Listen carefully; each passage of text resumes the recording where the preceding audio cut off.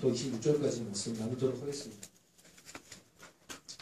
오늘 본문은 신앙생활 하면서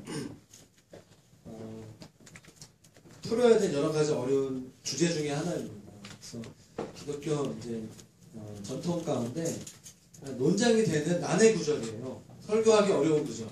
이 본문을 이제 어떻게 설교하냐에 따라서 정통이 될 수도 있고 이단이 될 수도 있는 그런 좀 어려운 사실은 본문이어가지고 한 주간 동안 실험을 좀 많이 했습니다. 주제는 그거예요. 구원은 구원받는 것은 믿음으로 받는 거냐, 아니면 믿음뿐만 아니라 행함도 필요한가에 대한 문제입니다. 우리가 다 알다시피 기독교의 기본 진리는 구원은 믿음으로 받는다는 것입니다. 여러분들이 교회 생활을 못이 귀에 못이 박히도록 들었던 말씀, 구원은 믿음으로 받는 것이다.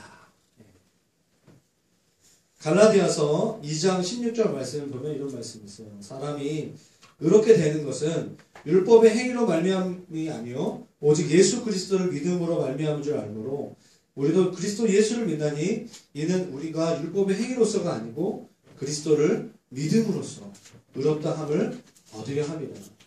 율법의 행위로서는 의롭다 함을 얻을 육체가 없다라고 얘기하고 있습니다. 믿음으로 의롭게 된다라고 얘기하고 있어요. 의롭게 된다는 말은 구원받는다 뭐 이런 말인 것 같아요. 이것이 바로 기독교의 기본 진리죠. 기독교를 제외한 대부분의 다른 종교들은 대부분 행위 구원을 얘기하고 있습니다. 행위가 중요하다는 것이에요. 선을 행한 사람을 구원을 받고 악을 행한 사람은 벌 받는다는, 한마디로 말하면 권선징악. 모든 종교가 가지고 있는 기본적인 교리는 권선징악입니다. 행위 구원을 말하고 있어요. 특별히 전 세계에서 가장 급성장하고 있는 종교 중에 하나가 이슬람교죠.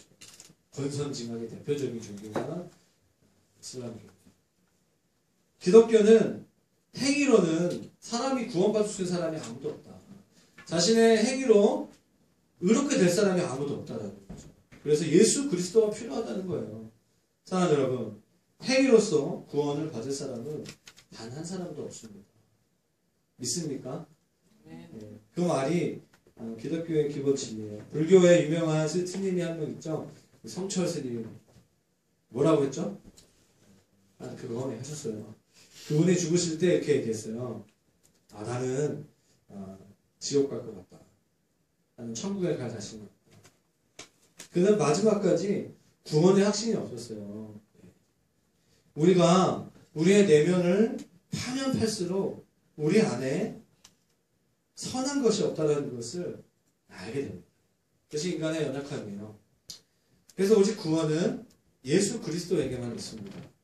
구원 받을 수 있는 길은 우리에게 없습니다. 그것이 기독교의 기본 진리고 복음의 핵심이죠. 예수를 믿는 것 말고 우리가 구원 받을 수 있는 다른 길은 없다라는 거예요. 여기에 조금만 더 덧붙이게 되면 2단이 되는 것입니다. 2단. 3단이 아니라 2단. 2단이 뭐냐? 구원 받는데 믿음 외에 할례가 필요하다. 그러면 갈라디아서 말씀 가운데 할례가 더 필요하다. 그러면 다른 복음을 소유한 사람이 되는 거예요. 그리고 믿음 외에 안식일을 지켜야 된다. 안식교가 되는 거고, 믿음뿐만 아니라 유월절을 잘 지켜야 된다. 그러면 요즘에 굉장히 뜨고 있는 이단 중에 하나가 하나님의 교회 있죠. 유월절이 중요하다. 이런 얘기하는 어머니 이렇게 하면서 또 믿음도 있어야 되지만 거듭남이 있어야 된다. 구원파 얘기하고 있죠. 박옥수 계열의 1년 매년 이렇게 잠실체육관에서 막 하고 있는 그 있잖아요. 거듭남 버스에 막 있더라고요. 지하철에 막 있고. 이단이죠. 구원파 이단입니다. 믿음에다가 어떤 한 가지를 더 붙이게 되면 이단이 되는 거예요. 그게 굉장히 이단 분별의 중요한 기준이 됩니다. 그런데 성경을 보면 행위를 강조한 구절이 굉장히 많이 나옵니다. 특별히 예수님께서 그런 말씀을 많이 하셨어요. 너희가 믿느냐? 그러면 믿는 대로 행하라. 이렇게 말씀하셨던 거죠. 그 중에서 우리가 알고 있는 말씀 중에 그런 말씀 있죠. 나더러 주여 주여 하는 자마다 다 천국에 들어갈 수 없고 오직 하나님 아버지의 뜻대로 행하는 자야지만 천국에 들어갈 수 있다라고 얘기하고 하셨어요. 예수님께서. 이 말은 뭐죠? 예수님께서 믿음으로 천국에 가는 것이 아니라 하나님 아버지의 뜻대로 행하는 자, 그 뜻을 알고 그 뜻대로 행하는 자가 구원받는다라고 예수님께서 말씀하셨다는 거예요. 좀 헷갈리기 시작해요. 또 이렇게 말씀하십니다. 요한복음 3장 3절 말씀에 예수께서 그 구도자였던 니고데모를 향하여서 이렇게 말씀하셨어요. 대답하여 이르시되 진실로 진실로 내게 이르노니 3장 3절 말씀에 사람이 거듭나지 아니하면 하나님 나라를 볼 수 없다라고 얘기했어요. 하나님 나라를 보려면 거듭나야 된다. 다시 말하면 리버스, 중생, 다시 태어나야 된다라고 얘기하고 있어요.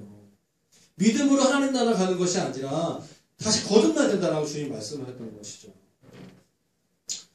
여러분 이런 질문을 할 수 있습니다. 과연 믿음으로 구원받는 것이 맞는가? 예수님은 단순히 믿는 것뿐만 아니라 주님은 내가 곧 길이요 진리요 생명이 나로 말미암지 않고서는 아버지께로 갈 수 없다고 요한복음 14장 7절 말씀에 말씀하셨지만 또 반대로 너희가 믿느냐? 그러면 믿음대로 살아야 된다라고 주님께서 분명히 말씀하셨어요. 그래서 기독교 전통 가운데 여러 가지 논쟁이 있었습니다. 그게 뭐냐면 어떤 신학자는 바울의 복음도 중요하지만 우리는 예수를 믿는 사람이기 때문에 예수 그리스도께서 말씀하셨던 행위를 강조하는 것이 더 중요하다. 그래서 행위로 구원받는다라고 가르쳤던 때도 있었던 것이죠. 그런 여러 가지 것들이 있는데 그걸 다 말할 수는 없고 결론만 말씀을 드리겠습니다. 결론은 구원은 믿음으로만 받는 것입니다. 이것은 절대로 우리가 놓지 말아야 돼. 양보할 수 없는 기독교의 기본 진리죠. 그런데 중요한 것은 무엇이냐? 오늘 야고보 사도를 통해서 말씀을 나누기 원하는 것은 그 구원을 받는 그 믿음이 어떤 믿음이냐는 거예요. 구원은 믿음으로 받는데 그 믿음이 무슨 믿음이냐?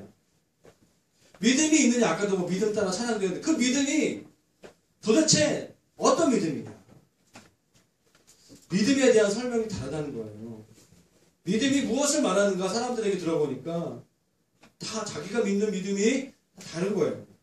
그래서 우리는 오늘 우리가 믿는 믿음이 무엇인가에 대한 것들을 다시 한번 좀 정리하기를 원합니다. 우리는 예수 그리스도의 십자가, 그 십자가를 믿습니다. 우리는 예수 그리스도 십자가 복음을 믿는 사람들이죠. 여러분들이 알고 있는 십자가는 무엇입니까? 여러분들이 알고 있는 복음은 기쁜 소식이죠. 왜 예수 그리스도 십자가가 나에게 기쁜 소식, 복음이 되는 것인지 한번 생각해 보시기 바랍니다. 많은 사람들은 예수 그리스도의 십자가는 나의 죄 문제를 해결하는, 내 죄를 씻어주는 것이라고 배웠고 그렇게 많이 생각합니다. 그래서 예수 그리스도는 구세주로 생각해요. 구세주. 나의 죄를 해결할 수 있는 구원자라고 생각합니다. 제가 얼마 전에도 몇 번 이렇게 설교했던 것 같은데 성경에 나와 있는 예수는 주, 그리스도신 하나님의 아들이신다라고 했을 때 그 주는 구세주라는 의미보다는 로드, 주님, 킹. 그분은 나의 왕이라는 거예요. 그분은 나의 전부라는 것이죠. 그런 의미로 사용된 것이 한 90% 이상 성경에 나와 있는 예수 그리스도는 예수가 그리스도, 예수가 구원자, 예수가 메시아라는 그 의미는 예수님은 나의 주님이라는 거예요. 주님. 할렐루야. 예수님이 우리 삶의 주인이십니다. 그런데 많은 사람들이 나의 죄를 예수님께서 십자가상에서 대신 치르셨기 때문에 나의 죄가 용서받았고 내가 그 십자가를 믿으면 구원받는다고 생각하죠. 맞는 얘기예요. 지난날, 오늘 또 내가 앞으로 질 모든 죄를 용서받았다라고 믿는 거죠. 틀린 게 아니에요. 맞아요. 그런데 우리가 이런 믿음만 가지고 있습니다. 속죄의 믿음, 나의 죄가 용서받았다라는 그 믿음, 그런 믿음의 수준에 머물고 있다면 문제가 생기는데 그게 뭐냐면 오늘 본문에 나와 있는 거예요. 믿음과 행위 사이에 어떤 간극이 생긴다는 거죠. 예수 그리스도의 십자가는 나의 죄 문제를 해결하는 정도의 수준의 복음으로 받아들이고 있다면 똑같은 죄를 계속 짓고 회개하고 또 짓고 회개하고 계속해서 반복하는 그런 신앙생활을 하게 된다는 것입니다. 오늘 내가 음란한 이렇게 음란한 것을 보고 회개했어요. 그러면 회개하면 다시는 그 범죄를 하지 말아. 또 다시 계속적으로 그 죄를 범하는 것들을 우리가 볼 수 있다는 것이에요. 여러분, 분명히 예수 그리스도의 십자가는 그런 것이 아니에요. 예수 그리스도의 십자가 속죄를 믿는데 생활은 바뀌지 않는 것. 우리가 예배 때 간절히 회개하고 주님께 고백해요. 그런데 근본적으로 내 죄가 해결되지 않는 거죠. 그래서 오늘 본문에 나와 있는 것 같은 기독교 역사가 믿음이 먼저냐, 믿음이 중요한 거냐, 믿음으로 구원받는 거냐, 아니면 행위가 중요한 거냐, 삶이 중요한 이런 얘기를 하게 되는 것이죠. 그래서 오늘 저는 믿음과 행함의 관계에 대한 얘기를 좀 하면서 십자가 복음이 무엇인가에 대한 얘기를 좀 하기를 원합니다. 여러분, 십자가 복음이 단순히 속죄를 말하는 것이 아니라 내가 죽고 예수님께서 나의 모든 죄를 위해서 십자가에 달려 죽으셨고 그리고 부활하신 것을 믿는, 그래서 나 역시 과거의 나, 예수 그리스도를 믿기 전에 내가 죽고 내가 예수 그리스도로 살아가는, 나는 죽고 정말 내가 사는 것은 예수 그리스도라는 그 고백이 진짜 고백이라면 그의 삶은 변화될 수밖에 없죠. 문제가 달라지게 돼요. 여러분, 로마서 6장 말씀을 보면 예수님께서 십자가에, 예수 그리스도의 십자가가, 그 십자가를 믿는 사람들이 세례를 받으면, 침례를 받으면, 그 세례는 이렇게 머리에 안수하고 맞죠? 침례는 이렇게 물에 완전히 잠기게 됩니다. 내가 죽는 거예요. 그 물속에 잠겨서 내가 죽는 거예요. 그 물에서 나올 때 내가 새로운 사람이 되는 것이죠. 내가 이제 예수님으로 말미암아 새로운 생명을 가지고 산다라는 그런 의미가 바로 세례이고 침례인 것입니다. 그게 복음이죠. 여러분, 복음을 내가 죽고 예수로 사는 복음으로 만약에 믿고 살게 되면 그의 삶은 변화되게 돼 있어요. 변화될 수밖에 없습니다. 왜냐? 더 이상 그의 삶의 주인은 그가 아니고 자매가 아니고 형제가 아니고 예수님이기 때문인 것이에요. 전에는 내가 예수님을 믿어도 나는 안 죽었어요. 단지 내 죄만 용서받은 거예요. 나의 행위, 내가 범죄할 수밖에 없는 나의 그 죄의 행위가 용서받은 거라면 십자가 복음을 믿는 사람은 내가 완전히 다른 피조물이 된 거예요. 복음을 믿는 사람은 이런 죄의 용서, 속죄의 복음 안에만 머무는 사람은 여전히 나의 자아로 살게 되는 것입니다. 행함은 안 바뀌게 돼 있어요. 왜냐하면 우리의 자아는 여전히 죄의 덩어리이기 때문입니다. 십자가 복음은 전혀 다른 이야기를 하고 있어요.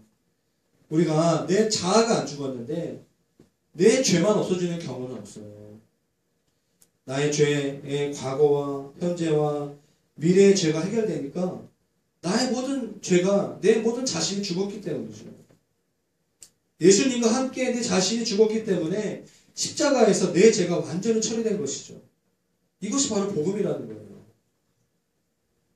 여러분, 로마서 6장 4절 말씀을 같이 한번 좀 보기를 원하는데요. 같이 한번 찾아보겠습니다. 같이 한번 말씀을 찾아보겠습니다. 찾아주시고 잠에서 좀 깨시고, 여러분 습관적으로 조시면 뭔가 문제가 있습니다. 자, 피곤해서 조는 거랑 습관적으로 조는 거랑 달라요. 로마서 6장 말씀, 6장 4절 말씀 같이 한번 읽겠습니다. 찾으셨죠? 네, 시작. 그러므로 우리가 그의 죽으신 줄 하여 세례를 받음으로 그와 함께 장사되었느니 이는 아버지의 영광으로 말미암아 그리스도를 죽은 자 가운데서 살리심과 같이 우리로 또한 새 생명 가운데서 행하게 하려 합니다. 여기서 말하고 있는 주어는 우리예요. 우리가 예수 그리스도의 죽으심과 합하여 세례를 받았고 그와 함께 죽었다, 장사되었다. 그리고 그가 죽은 자 가운데서 살리심과 같이 우리도 그분처럼 부활했다. 우리라는 표현이 있어요. 이게 복음의 진리예요, 진리. 근데 이 말씀이 갈라디아서 2장 20절 말씀, 우리가 안에 찾아보겠습니다. 갈라디아서 2장 20절 말씀 같이 읽겠습니다. 시작. 내가 그리스도와 함께 십자가에 못 박혔나니 그런즉 이제는 내가 사는 것이 아니라 오직 내 안에 그리스도께서 사시는 것이라. 이제 내가 육체 가운데 사는 것은 나를 사랑하사 나를 위하여 자기 자신을 버리신 하나님의 아들을 믿는 믿음 안에서 사는 것이다 라고 얘기하고 있어요. 여러분 이 말씀을, 이 갈라디아서 2장 20절 말씀을 날마다 묵상하십시오. 내가 내 믿음이 헷갈릴 때마다 여러분 아까 말했던 우리가 그리스도의 십자가와 함께 죽었고 다시 사는 것이, 여기서 보시면 내가 우리의 복음이 나의 복음이 돼야 돼요.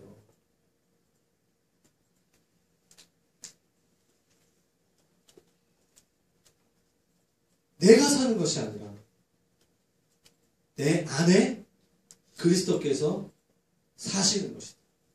내 안에 사시는 그리스도의 다른 이름이 뭐죠? 성령님입니다. 영으로 우리 안에 살아 계시는 거죠.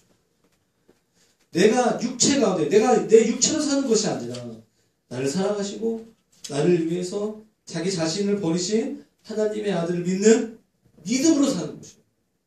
우리가 사는 것은 밥심으로 사는 것이 아니라 믿음으로 사는 거예요. 중년이 되니까 밥심도 중요하긴 한데 정말 중요한 것은 믿음으로 사는 거예요. 믿음. 할렐루야? 네. 그것이 나의 복음이 돼야 돼요. 나의 복음. 하나님 아들의 아버지 예수 그리스도 성령님께서 내 안에 살아 계시면 우리의 삶은 바뀔 수밖에 없어요. 그렇기 때문에 믿음이 먼저냐 행함이 먼저냐라는 그 논쟁은 의미가 없다는 거예요. 내가 진짜 믿으면, 정말 십자가 복음을 진짜 믿으면 그분이 내 삶 안에서 엄청난 일을 행하신다는 거예요.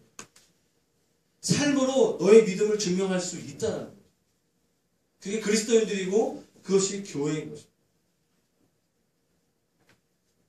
여러분 단순히 내 죄 문제, 내 자아를 시퍼렇게 살아, 내가 원함이 있는데 내가 실수한 것을 용서하시는 그 십자가만 믿는 사람과 내가 죽고 내 안에 예수님이 사시고 날마다 성령님과 교제하는 사람, 그런 복음의 능력을 경험하면서 살아가는 사람의 그 삶은 완전히 다른 거예요. 날마다 기적을 경험하는 거죠. 날마다 변화를 경험하는 거죠. 날마다 주님의 음성을 듣고 교제하는 사람과 단순히 맨날 눌려가지고 교회 가서 맨날 회개하고 그렇게 신앙생활하는 건 완전히 다른 복음인 것입니다. 할렐루야? 네. 복음의 역사가 되는 거예요. 정말 여러분에게 도전하고 싶어요. 정말 여러분들이 예수 그리스도 그분의 십자가 복음을 믿기로 결단했다면 제대로 된 신앙 고백을 하셔야 돼요. 나는 예수님과 함께 죽었습니다. 나 김홍빈은 오늘부로 죽고 나는 하나님의 사람입니다.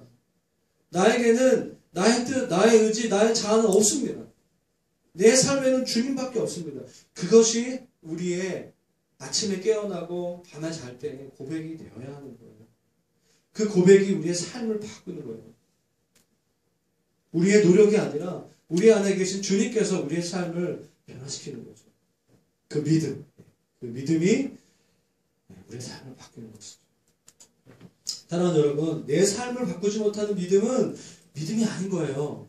내 삶을 변화시키지 못하는 복음은 복음이 아닌 거예요. 복음이 진짜라면 내 삶은 바뀔 수밖에 없어요. 여러분들이 여러분들의 삶을 바꾸려고 노력해서 바뀌는 것이 아니라 저와 여러분 안에 계신 그 복음 예수 그리스도가 우리의 삶을 변화시키는 줄을 믿습니다. 네. 그래서 논쟁이 필요 없습니다.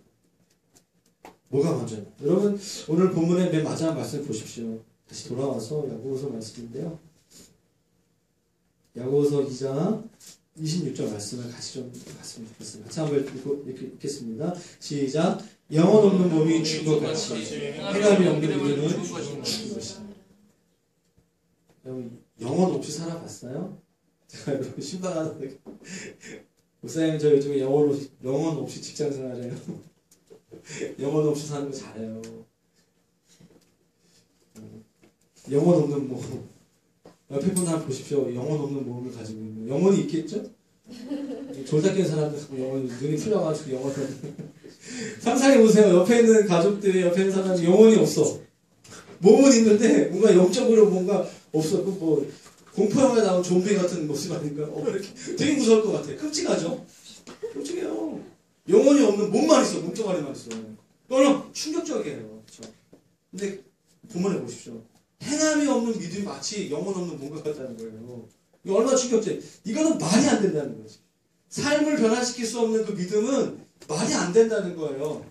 몸뚱아리만 있는 거죠. 그렇게 비유로 야고보 사도가 우리에게 말씀하고 있는 거죠. 얼마나 충격적인 거예요.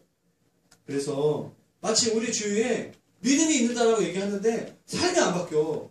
그러면 마치 그 영혼 없는 몸을 가진 사람, 정신 차려. 그런 믿음은 진짜 믿음이 아니야. 라고 서로 격려해줘야, 정신 차리게 해야 돼요. 우리가 정말 믿는다면 네 삶은 정말 바뀌어야 돼. 너는 영혼 없는 좀비 같은 사람이야. 이렇게 얘기하면서 우리가 같은 영혼이 모르겠지만 그런 거예요. 할렐루야. 이게 당연한 거죠. 여러분 공동체 교회에 행함이 없는 그 믿음을 교회가 너무 자연스럽게 받아들이는 거죠. 말은 막 이렇게 멋있게 하는데 저는 삶이 안 바뀌는 거예요. 그런 사람들이 교회에 많잖아요.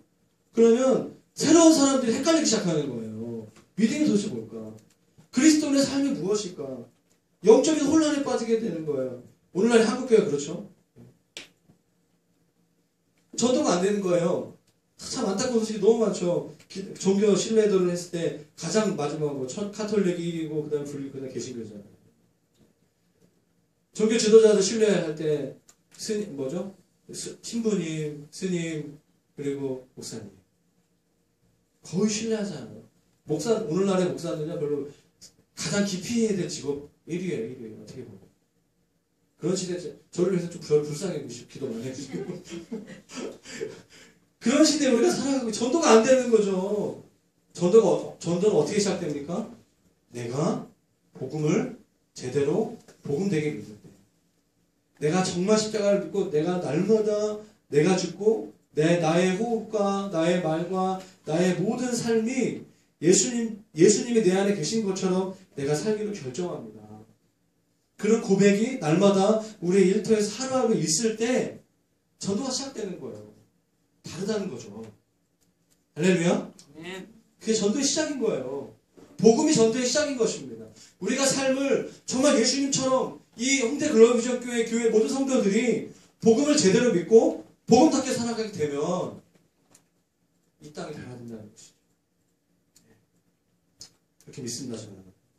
그래서 우리가 질문해야 돼요. 내가 가진 믿음이 진짜 나를 살게 하는 믿음인가? 오늘 말씀에 나와 있는 것처럼 영혼 없는 몸같이 죽은 믿음인가? 14절에 나와 있는 것처럼 어떻게 되죠? 무슨 유익이 있는가? 그 믿음이 등이 자기를 구원할 수 있는 믿음인가? 아닌가? 돌아봐야 돼요. 질문해야 돼요. 여러분 야고보서 1장 말씀은 이렇게 너희가 정말 믿음이 있냐? 그러면 여러 가지 시험을 만나는데 시험을 만날 때 너희가 어떻게 반응하는가를 통해서 너희의 믿음이 진짜인가 아닌가 분별할 수 있다. 1장 말씀 보면 뭐죠? 여러 가지 시험을 만나면 진짜 믿음이 있는 사람 어떻게 하죠? 온전히 기뻐합니다. 시험을 만나면 보통 우리는 짜증내죠? 그리고 막 이렇게 불안해하고 염려하고 두려워하죠. 그 믿음이 아니라는 거예요. 믿음의 삶이 아니라는 거예요. 진짜 너희가 믿느냐? 그럼 복습하는 거죠. 그러면 너희가 기뻐해야 된다. 큰 시험일수록 더 기뻐해야 된다. 그리스도인들의 장례식에는 그래서 기쁨이 있는 거예요. 소망, 슬픔이 있죠. 물론 깊은 슬픔과 안타까움이 있어요. 그러나 하나님 천국에서 다시 만날 것에 대한 기대감이 있는 거죠. 2장은 뭐죠? 너희가 정말 믿느냐? 그러면 사람을 차별 대우하면 안 된다. 외모로 사람을 대응하면 안 된다. 판단하면 안 된다. 뒤에서 이제 너희가 정말 예수를 정말 믿는다면 직장에 가가지고 그 직장 상사 뒤에서 뒷담화 까면 안 된다. 너희 안에 계신 성령님께서 너희 안에 있는 예수님께서 그거 싫어한다. 그 얘기죠? 교회에서 목자 욕하면 안 된다. 그 얘기예요. 목사님 욕하지 말라는 얘기예요. 할렐루야. 이게 그런 사람 아무도 없는 걸 알고 있는데. 아멘. 그 사람이 없는 곳에서 그 사람에 대해서 흉보는 거 너무 즐거움이 있어요. 우리에게 사실은. 그렇지만 우리 안에 성령님이 계시잖아요. 성령님은 그걸 싫어한다는 거예요. 다른 사람들을 판단하고 외모로 사람을 보는 건 하나님은 다 그 빛들의 아버지이기 때문에 다 그 한 사람 한 사람을 소중하게 여기기 때문에 함부로 그 사람을 얘기할 수 없다라는 거예요. 자기에게 적용하시고. 예. 근데 오늘 본문을 보시죠. 오늘 본문의 핵심이 뭐죠? 믿음으로 행한다는 거죠. 여러분, 믿음으로 행한다는 게 무엇일까? 여러분, 이렇게 다른 사람들을 보는 기준 이렇게 뿐만 아니라 우리가 믿음으로 사람들을 차별하지 않기 시작하면 자기 자신도 굉장히 존중함으로 볼 수 있어요. 예수 그리스도를 정말 믿잖아요? 그럼 열등감이 치유돼요. 낮은 자존감이 회복되는 거예요. 계속 몇 년 동안, 몇십 년 동안 자신의 열등감 문제 해결하지 못하는 사람들은 믿음의 문제가 있는 거예요. 정말 제대로 믿으면 담대해집니다. 치유돼요. 정말 내 안에 있는 낮은 자존감이, 두려움이 사라지게 되고 열등감이 사라지게 되는 것이죠. 그래서 믿음으로 행한다는 것은 무슨 말이냐면 담대해지는 거예요. 담력이 생기는 거예요. 용기가 생기는 거예요. 그런데 14절 말씀 보시죠. 믿음이 있노라 하고 행함이 없으면 믿음대로 살아가지 않으면 도대체 무슨 유익이 있느냐. 아무 소용없다는 말이죠. 그 믿음에 그 사람을 구원할 수 있을 것 같으냐? 입으로만 믿는다고 하면서 그 사람을 구원할 수 없어. 그렇게 하면서 비유로 얘기하고 15절 16절 말씀이 참 재밌는 쉬운 비유예요. 보실까요? 이제 본문을 보시면 15절 16절 말씀을 보면 만일 너희 형제나 자매가 공동체 가운데 교회 안에 있는 사람들 중에서 우리 형제 가족들 중에서 헐벗고 일용할 양식이 없어요. 우리 중에 제일 불쌍히 본 사람 누구 하여튼 10일 동안 직장에서 잘려가지고 밥을 못 먹고 주일 예배 왔어. 근데 우리 집 목장에서 야 평안해 주님 살아계셔 덥게 해 배부르게 해 말은 하는데 그 몸에 쓸 것이 뭐죠? 밥을 안 사줘. 말만 야 걔 위로해 경계하는데 가장 중요한 것은 밥인데 미움이 어떻게 보면 10일 동안 금식이 아니라 못 먹게 되는 거예요. 그럴 때는 불러가지고 말할 뿐만 아니라 밥도 먹이고 그렇게 해야 되는 게 믿음이 있는 거예요. 마치 그것처럼 말로는 믿음 있다고 말을 하는데 전혀 삶에서 그런 것이 안 나타나. 뭔가 이상하다는 거예요. 뭔가 이상하다. 우리의 신앙을 다시 돌아보면 뭔가 이상한 신앙들이 많아요. 우리 안에.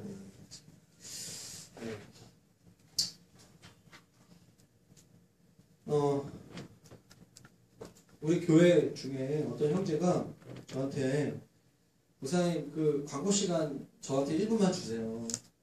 그 광고 시간에 제가 우리 교회 사랑하는 자매한테 결혼해달라고 프로포즈 하려고 저한테 얘기했어요.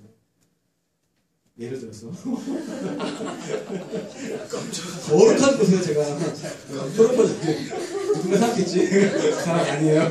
그럴 용기가 있나 모르겠지만 아무튼 중요한 거 예를 들어서 제가 그 자매를 너무 사랑하는데 커피숍도 아니고 남산 이런 데도 아니고 제가 주일 예배 가운데 거룩한 공동체가 인정하는 앞에서 제가 프로포즈 하고 싶어요. 그랬다고 해요. 근데 그 자매는 아직 준비가 안 됐어요. 그럼 그 다음 주부터 아마 그 자매 보기 되게 힘들 거예요. 되게 부담되는 상황인 거죠. 그런데 이 형제는 믿었어요. 그 자매는. 나의 이 프로포즈에 정말 예스 할 것이라는 믿음이 있어요. 그래서 찬양 시간이 끝나고 그 광고 시간이 너무 기대되는 거죠. 확신에 차 있어요. 영광스러운 이 시간들. 그런데 다른 형제가 있어요. 이 형제는 그냥 뭐하니부터요. 그냥 한번 해봐야지. 그래서 사생결단하고 그냥 던졌어. 아직 확신은 없는데 혹시나 하는 심정으로 주일 예배 때 그럼 이 형제는 어떻겠습니까? 불안해요. 사장 예배 혹시 이 자매가 나오지 않으면 거절하면 어떻게 할까? 라는 그런 마음이 드는 거죠. 믿음이 있는 사람은 그 자매가 예스 할 것에 믿음이 있는 사람은 광고 시간 너무 기다려지는 거예요. 너무 흥분되는 거죠. 믿음이 없는 사람은 불안해요. 다음 주부터 교회 나올 수 있을까? 이런 생각을 하면서 이제 헷갈리게 되는 거죠. 여러분 믿음이 있느냐 없느냐는 굉장한 차이가 있어요. 믿음이 없는 사람에게는 두려움이고 염려되는 문제라면 진짜 믿음이 있는 사람에게는 확신과 기쁨의 순간이 되는 것입니다. 혹시 다음 주에 프로포즈 할 계획 있으시면 저한테 그래서 믿음의 모험이라는 말은 저도 가끔 썼는데 맞지 않는 것 같아요. 믿음의 모험은 맞지 않아요. 믿음은 믿음을 가지는 순간부터 모험이 아니라 믿음을 가지는 그 순간부터 진짜 믿으면 그 사람에게는 모험이 아닌 거예요. 너무 확신하기 때문에 기쁜 거예요. 감사한 거예요. 다른 사람에게는 모험일 수 있어요. 여러분 구약의 사무엘상에 나와 있는 그 아직 사춘기 같이 난 그 다윗이 정말 하나님의 군대를 모독하는 그 골리앗을 보면서 어떻게 감히 하나님의 군대, 사시는 하나님의 군대를 모독하느냐. 내가 골리앗을 정말 쳐서 무찌를 것이다라는 확신을 가지고 나아가잖아요. 근데 사울왕과 다른 형들은 되게 짜증나는 거예요. 키도 조그맣고 3m가 되는 골리앗을 네가 어떻게 무시냐. 너의 인생은 모험이다. 너의 인생은 대책이 없다라고 말을 하는 거죠. 다른 사람이 볼 때는 정말 모험같이 보일 수는 있어요. 그러나 그 사람에게는 뭐죠? 믿음의 기도예요. 모험적인 믿음으로 보일 수는 있어요. 믿음은 엄청난 것입니다. 예수 그리스도의 십자가를 믿는다면 우리의 삶은 완전히 변화되는 거예요. 그래서 정말 여러분들이 예수를 믿는다고 하는데 삶이 안 바뀌어. 이게 기적이에요. 삶이 안 바뀌는 게 기적인 거예요. 그래서 믿음을 다시 돌아봐야 돼요. 제가 우리 교회에서는요 이렇게 그 돈 거래를 하는 건 별로 안 좋은 것 같아요. 서로 형들에게 더 밀려주고 급하게 뭐 이렇게 인터넷 쇼핑하다가 갑자기 사고 싶어가지고 지나가지고 몇만 원 작게 얼마 안 되는 거 할 수도 있겠지만 서로 돈 꺼달라 그러면 아 요즘에 보이스피싱 걸렸나 하여튼 의심 마시고 기도해 주시고 분별하시길 바라는데 예를 들어서 우리 그 모건 중에서 어떤 형제 자매한테 지난주에 한 3만 원 정도 돈을 빌려줬어요. 이번 주에 돈 갚기로 했어. 합정역에 만났어. 난 여기 있는데 그 친구가 딱 3이라는 숫자를 딱 보면서 이게 뭐지 3만 원 3만 원 준비했어. 그래서 돈을 딱 보여주면서 예배에 왔어요. 뭐 만났어 예배 때 찬양팀하고 그래가지고 마음이 어떻죠? 아 예배 끝나면 3만 원 주겠지. 확실히 준다. 아까 나한테 보여줬으니까. 그걸 뭐 먹을까? 화곡동 가서 족발을 먹을까? 어떻게 할 것인가? 족발 얘기 때 분위기 좋아져요? 근데 그 친구가 원래 같이 옆에 앉는데 이 사람 좀 끝에 앉는 거야. 예배 끝나자마자 바로 가는 거야. 혹시 3만 원 안 주려고 하는 건 아닌가? 갑자기 의심이 생기고 불안해지기 시작하는 거예요. 마음이 어려워지기 시작하고 예배 때 주님께 집중할 수가 없는 거죠. 여러분에게 어떤 믿음이 있으십니까? 네. 본질은 이 예화가 아니고 믿음을 머리로 아는 지식 정도로 생각하면서 예수님 나 왜 죽으셨네 내 구주이시고 부활하시고 내 안에 계신다네 뭐 지식에 머물러요. 여러분 그 지식만 가지고서는 우리의 삶이 안 바뀌어요. 언제 바뀌죠? 우리의 삶이? 정말 내 안에 계신 예수님 만나야 돼요. 정말 내 안에 계신 주님 만나야 돼. 직장 휴직하고 만나지 마시고 지금 만나세요. 지금. 오늘 우리가 함께 하세요. 선교지 가서 만날 생각하지 마시고 출원에 가서 만날 생각 물론 그때 계세요. 좋은 시간 필요해요. 주님은 우리 안에 계십니다. 이걸 아셔야 돼요. 여러분 아주 충격적인 얘기를 오늘 본문에 하고 있어요. 정말 제가 말씀보다 깜짝 놀랐는데 주님이 야고보 사도를 통해서 우리에게 말씀하십니다. 19절 말씀 같이 한번 읽어볼까요? 19절 읽겠습니다. 시작. 내가 하나님은 하나님이신 줄 믿느냐 잘 아는도다. 귀신들도 믿고 떠나느냐. 믿음이 나오는데 어떤 믿음이죠? 귀신들의 믿음에 대한 얘기가 나와요. 성경에 재밌는 부분이 나와요. 내가 하나님은 한 분이신 줄 믿느냐? 잘하는도다. 이거 칭찬 같아요? 아니면 약간 비꼬는 듯한 멘트 같아요? 칭찬이 아니라 약간 그런 거예요. 너 정말 잘하냐? 내가 어떻게 표현할지 모르겠지만 사실은 하나님이 한 분이 유일신 알라, 유일신 하나님을 믿는 거는 사실 귀신도 그 정도 믿음은 있어. 알겠냐? 이런 얘기하는 거예요. 근데 충격적인 예를 들고 있어요. 약간 빈정거리는 말투죠. 야 진짜 믿음의 용사 났대. 용사 났네. 그 정도는 사실은 귀신도 그 정도 믿음이 있어. 귀신의 믿음 4단계에 대해 제가 얘기를 하게 돼요. 귀신이 가지고 있는 믿음 4단계, 이 정도 이상의 수준을 여러분들 믿음이 있어야 됩니다. 첫 번째, 귀신은 하나님을 믿어요. 하나님의 존재를 믿습니다. 하나님 한 분인 줄 믿어요. 귀신들이 막 이렇게 모인 곳에 가가지고 하나님이 한 분이신 줄 믿습니까? 아멘 할렐루야. 아마 귀신들이 그럴 것 같아요. 귀신같이 믿는 거죠. 귀신이 알아. 하나님이 한 분인 줄. 귀신도 믿음이 있었어요. 여러분, 이 땅에, 이 홍대 근처에 무신론자들이 그렇게 많아요. 신이 없다고 생각해요. 적어도 그 사람들보다 귀신이 똑똑한 것 같아요. 하나님은 한 분밖에 없다는 것을 믿어. 그러니까 하나님 안 믿는 사람보다 귀신이 더 믿음이 있는 상태인 거죠. 두 번째, 귀신의 믿음. 예수님을 믿어요. 여러분, 마가복음 5장 7절 말씀을 보면 귀신이 신앙 고백합니다. 베드로가 신앙 고백한 것처럼 귀신이 신앙 고백해. 이게 뭐냐면 지극히 높으신 하나님의 아들 예수요. 나와 당신이 무슨 상관이 있습니까? 귀신이 얘기하는 멘트예요. 성경 말씀 자세히 보면. 지극히 높으신 하나님의 아들이 예수님이라는 거예요. 내 눈에 보이는 인간 예수가 하나님의 아들이라는 거예요.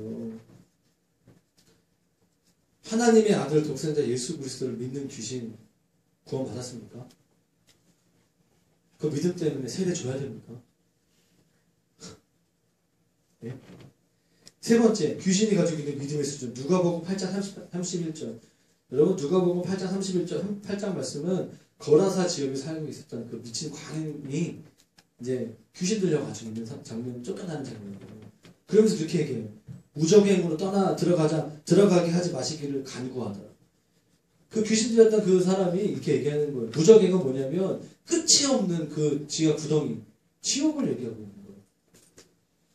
내가 여기서 더 이상 갈 곳이 없다는 거예요. 그게 뭐죠? 지옥을 믿는 거예요. 여러분, 전도하다 보면 많은 사람들 중에 난 지옥 같은 거 안 믿어. 그 사람보다 귀신이 믿음이 더 있어요. 자신이 영원히 있어야 될 곳이 귀신인 걸 알기 때문에, 두렵기 때문에 이 세상에서 영적인 어두운 일들을 행하고 있는 거예요. 발악하고 있는 거예요. 어제 보니까 여기 제가 목장 모임 끝나고 제가 집에 갔는데 저 깜짝 놀랐어요. 어제 할로윈데이. 야, 정말 야, 젊은 사람들이 진짜 그냥 평범한 얼굴이 하나도 없어요. 다 얼굴 이상해. 보니까 그날이구나. 나만 멀쩡한 거. 깜짝 놀랐어요. 야, 어떤 분들은 오늘 할로윈 전도대회 해가지고 복장 해가지고 막 이렇게 했는데 내년에 좀 그렇게 했으면 좋겠다. 예수님 복장하고 가가지고 너 누구냐? 나는 귀신은 아니고 예수님이다. 이러면서 그리고 본문에 보시면 19절 말씀, 귀신들이 믿고 어떻게 하죠? 떨어. 믿고 막 떨어. 감정적으로 막 믿음이 이렇게 그냥 이렇게 머리만 믿는 게 아니라 떨 정도로 믿는 거예요. 어떻게 감당이 안 되는 거지. 지식적인 믿음뿐만 아니라 감정적인 차원의 믿음이 있어요. 여러분, 대단한 믿음 아니야. 하나님도 믿고 예수님 믿고 지옥도 믿고 감정적으로 믿어요. 그게 바로 귀신이 가지고 있는 믿음의 수준이었어요. 사랑하는 여러분, 여러분들이 가지고 있는 믿음이 귀신 수준의 믿음이라면 여러분 구원받을 수 있겠습니까? 그 정도로만 알고 있다면, 그 정도 주님께 고백한다면 정말 내가 구원받은 사람이라고 말할 수 있어요? 그런데 우리가 알 것은 무엇이냐면 귀신이 가지고 있는 것과 내가 하나님의 사람이 우리가 가지고 있는 것 중에 다른 거 한 가지가 있어요. 아까 갈라디아서 2장 20절 말씀, 우리가 예수 그리스도를 믿으면 우리 안에 그분이 사신다. 귀신 안에 예수님께서 사실 수는 없으십니다. 그렇기 때문에 우리가 바뀌는 거예요. 예수님이 내 안에 계시면 그 사람의 삶이 완전히 바뀌게 돼요. 행함으로 믿음이 증명되어야 할 이유가 여기 있는 거예요. 아시겠어요? 우리의 삶으로 믿음이 있다라는 것을 증명해야 될 이유는 만왕의 왕이신 거룩하신 하나님께서 나와 함께 하시기 때문에, 그 믿음의 그 간증과 그 삶 가운데 반드시 예수님 같은 그런 엄청난 변화가 있어야 된다. 그 예화가 오늘 본문에 나와 있잖아요. 21절부터 23절까지 아브라함 이야기 하죠. 아브라함이 믿음으로 의롭게 되었다라고 하는데 자신의 아들 한 명밖에 없는 그 아들을 하나님께서 그 아들을 나에게 그 제단 위에 드려라고 했을 때 그 아브라함이 믿음으로 순종하잖아요. 주님이 급하게 이제야 너가 나를 사랑하는 줄 내가 알았다. 내 독자를 드릴 정도로 내가 나를 향한 믿음이 있다는 걸 내가 보고 알았다라고 그 아브라함의 믿음을 보고 칭찬하시잖아요. 기생 라합도 마찬가지인 거예요. 정탐꾼이 왔을 때 그가 그들을 믿음으로 보호해주는 장면들, 그 얘기를 성경의 예화를 드는 것이죠. 예. 오늘 말씀을 좀 정리하기를 원하는데요. 그럼 우리가 그런 십자가 복음의 믿음을 내 안에 계신 예수 그리스도를 향한 그 믿음을 어떻게 가질 수 있는가에 대한 얘기를 좀 하기를 원합니다. 십자가 복음이 뭐라고 그랬죠? 내가 죽고 내 안에 예수님이 사는 거. 그거를 고백하셔야 돼요. 우리 공동체뿐만 아니라 어머니, 아버지, 형제들한테 집에 가가지고 나 민숙이는 죽었고 난 하나님의 사람이야. 내 안에 예수님이 살아계셔. 그래서 서로 좀 부담스러울 수 있거든요. 너 되게 이상해졌구나. 네가 죽기 왜 죽어? 막 이런 얘기 하는 거죠. 회사 가서 직장 상사가 우리한테 막 뭐라 그럴 때 부장님 나 이민자분 죽었고 내 안에 예수님이 살아계세요. 맞고 손대세요. 나 화나지 않아요.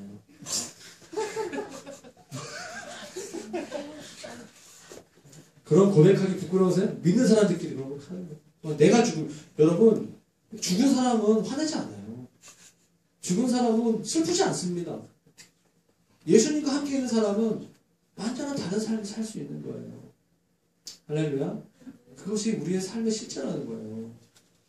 그런 고백을 하십시오. 여러분 자아가 선하는 사람들 있죠? 가족들이라든가 직장 동료들 있죠? 찾아가셔가지고 나는 죽었어. 이제 마음대로 해. 괜찮아.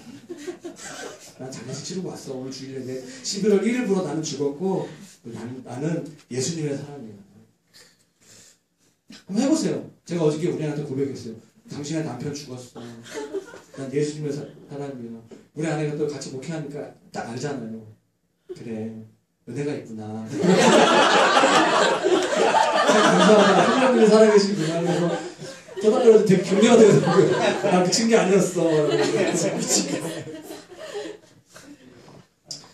여러분, 그 고백이 의미하는 것이 무엇이냐면 내가 죽고 내 안에 예수님이 살아계시다는 그 고백이 무슨 의미냐면 저를 따라해 보시겠어요? 24시간 계속해서 주님을 의식하는 거예요.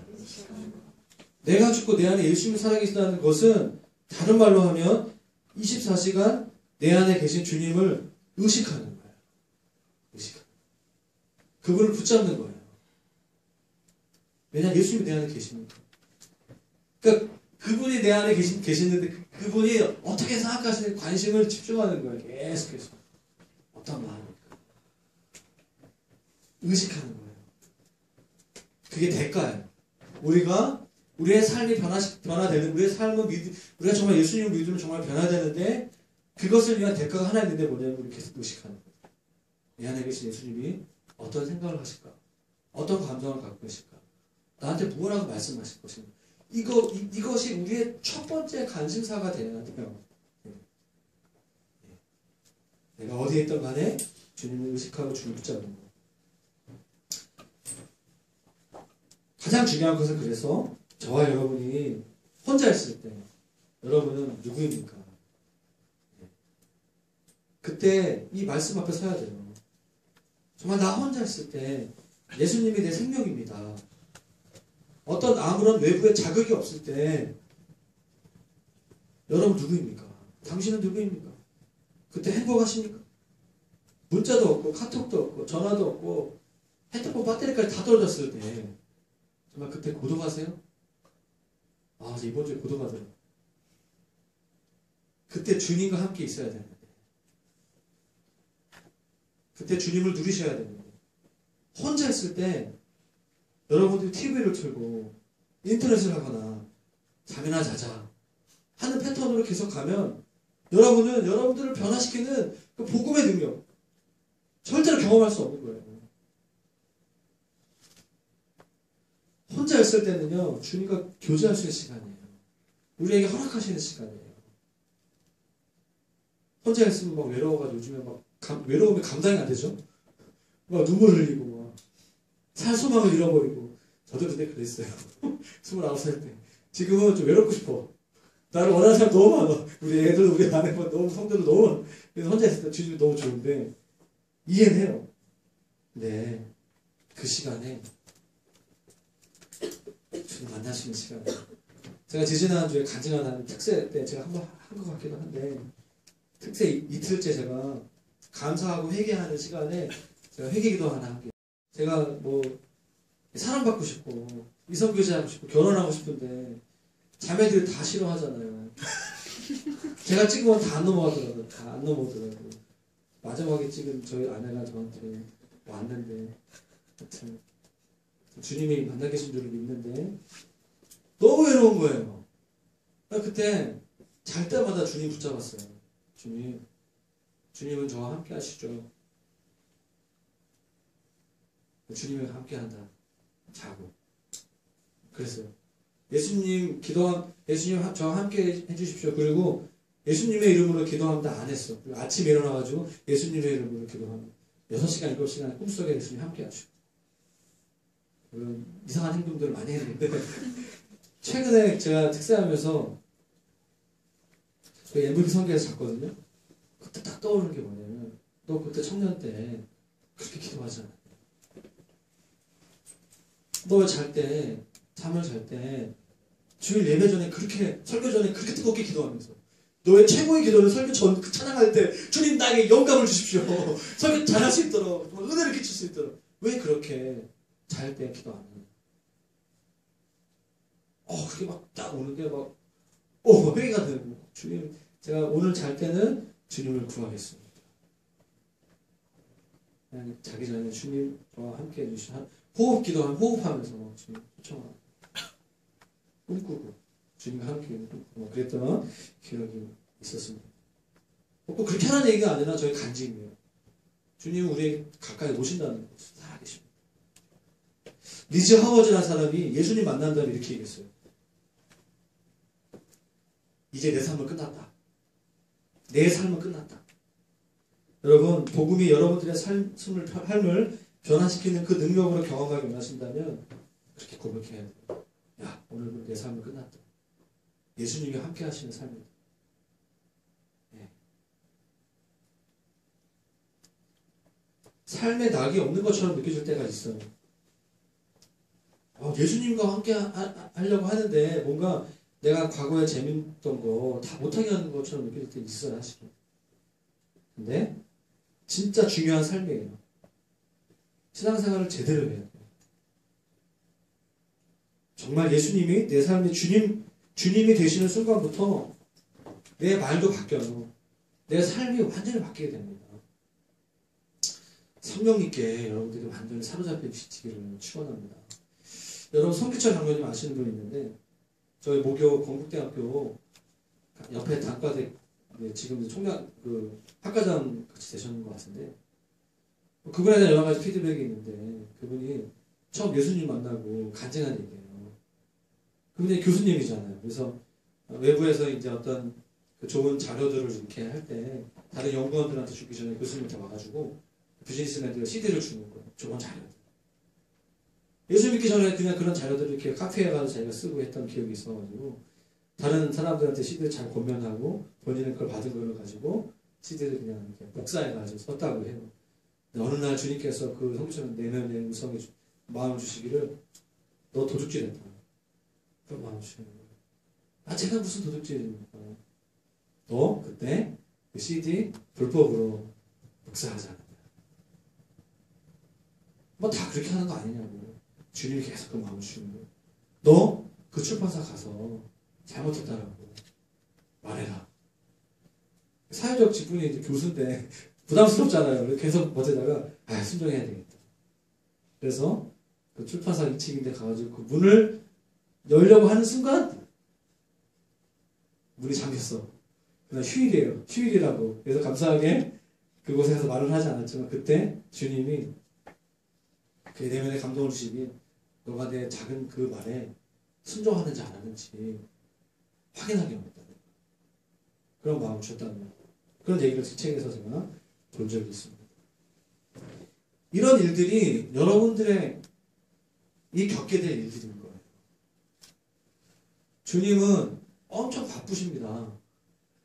전 세계 그리스도인들의 속에 거하셔서 성령님께서 지금 말씀을 통하여서 저와 여러분 가운데 계속해서 말씀하고 계세요. 네가 죽었는데 지금 네 삶은 없는데 내가 너의 삶의 주인이라면 그러면 내가 너한테 원하는 게 있다. 너가 그걸 듣지 않겠니? 주님 우리에게 말씀하시는 거죠. 그때 우리의 삶이 바뀌는 거예요. 그때 복음의 능력이 되는 것입니다. 우리는 순간순간 놓치게 돼요. 옛날 성품대로, 옛 모습대로 살기도 합니다. 그런데 우리가 진짜 십자가의 복음을 믿으면 반드시 성공할 수밖에 없어요. 왠 줄 아세요? 성령님께서 야, 너 왜 그러냐? 성령, 우리 안에 계신 내면의 은사께서 그분께서 우리의 마음의 문을 두드리세요. 네, 두드리세요. 제가 이번 주에 들은 거 뭐냐면 특세 때 정말 뜨겁게 기도했는데 이번 주에 제가 수요일날 방언 기도에 대한 얘기 좀 했어요. 수요일 예배 때. 그리고 어저께 제가 사실은 몸이 너무 안 좋았어요. 저희 아들이 한 2년 만에 제일 아프더라고요. 20시간 동안 잠을 자는데 내가 이상하다 했죠.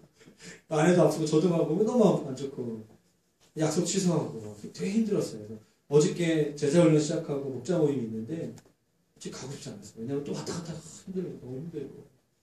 근데 아침에 일어나가지고 주님 제가 피곤해서 서울로 왔다 갔다 하는 거 하기 싫은 나 김홍빈은 죽었고 내 안에 주님이 살아계십니다.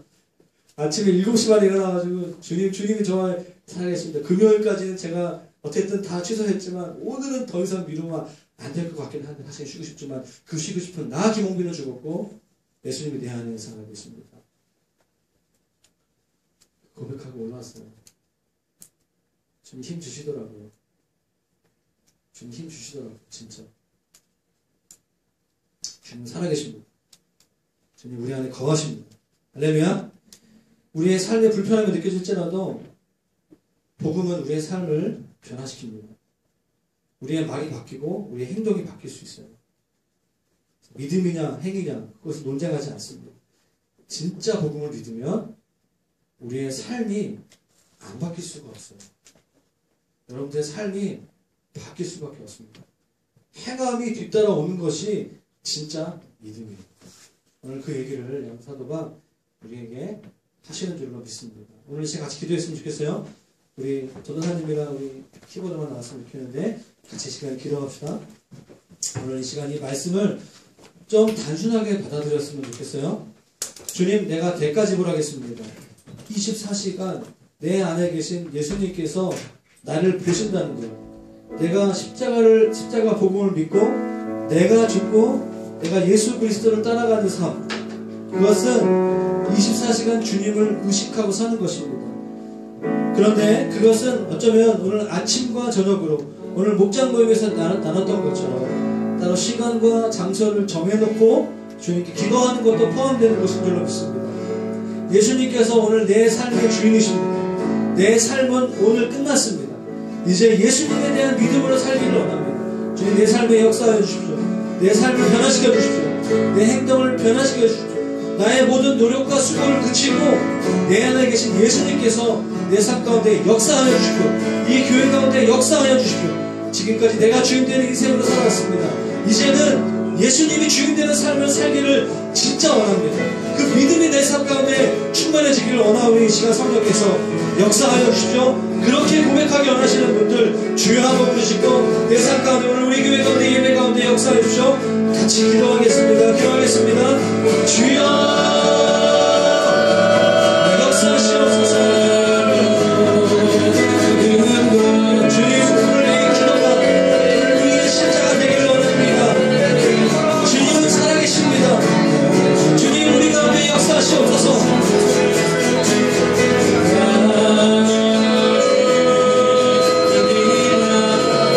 할렐루야. 우리가 십자가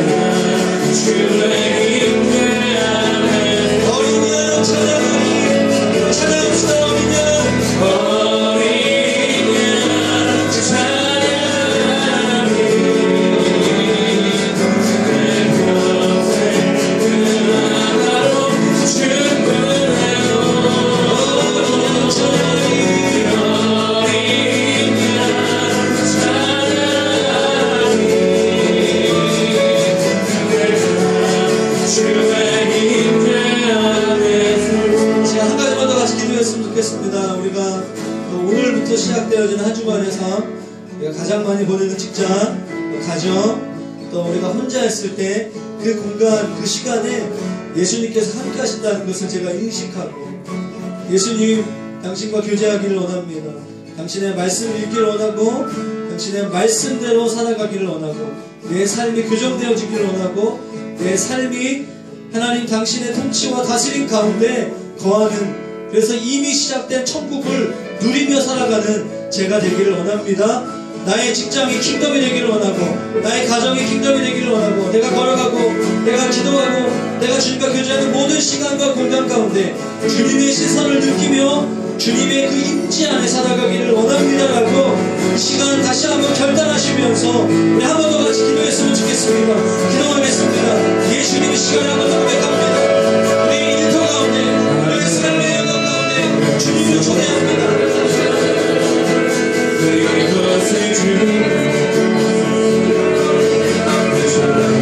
주님 역사하시옵소서.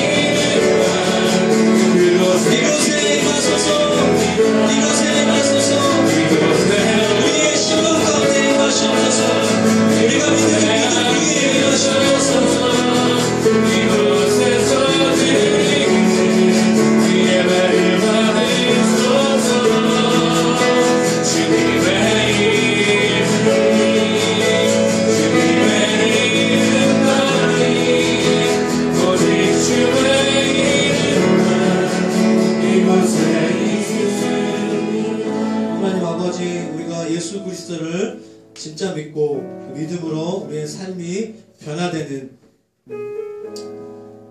우리의 삶으로 믿음을 증명하는 삶을 우리가 살아가기를 결정합니다.